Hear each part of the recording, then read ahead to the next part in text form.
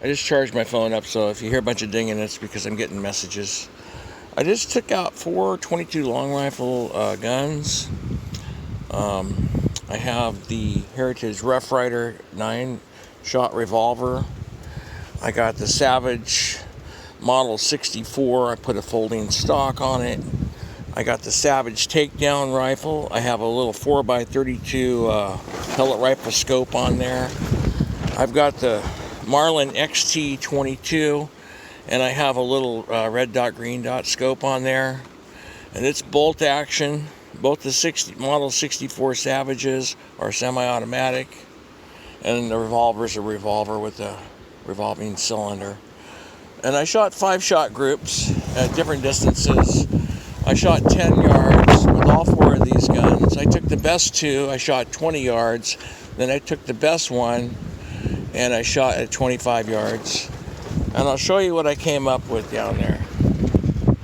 Oh, and I was using CB22 ammunition, 29 grain. In the revolver, I used the shorts, but it's still the same grain and the same feet per second.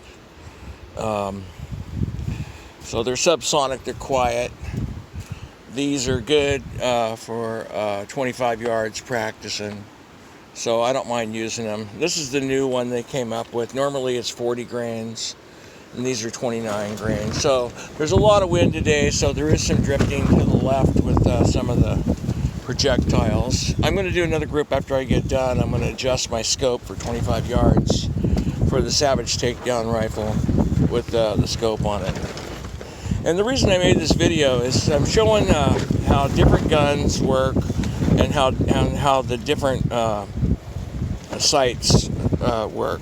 So no sights on the revolver, nothing adjustable.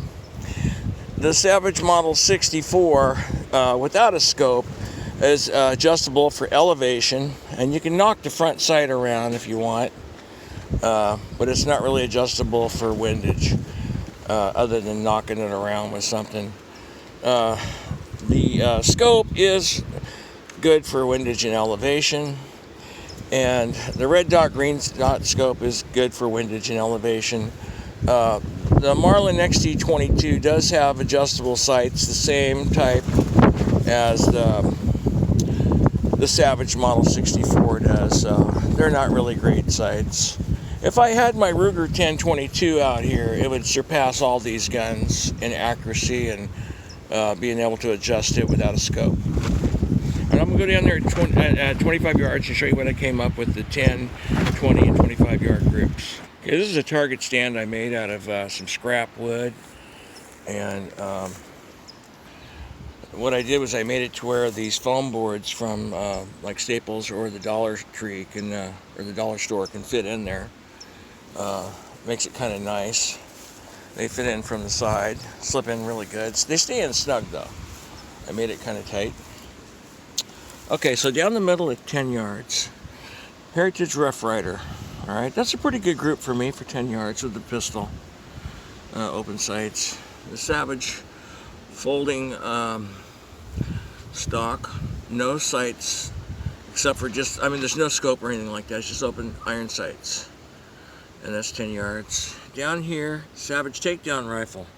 That's a really good group. And then the Marlin XT22 with a red dot, green dot scope on it. I use the green dot. Uses a little more battery than red dot does. So it's about the same size group as the Savage. Okay, over at 20 yards, I took the Savage takedown rifle, and I did the Marlin XT22. Okay.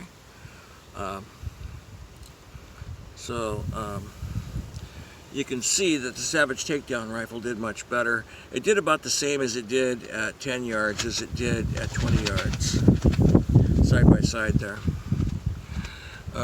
The Marlin opened up. Okay, so I took the Savage at 25 yards.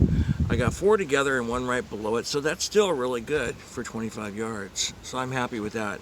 Now I'm going to just go ahead and adjust my scope to make this be more on center with this kind of ammunition. So I'm pretty happy with that. That's as you can see, the scope actually does give me more of a tighter group at longer distance than the open sights. or the red dot scope. That's for me. It might work different for somebody else.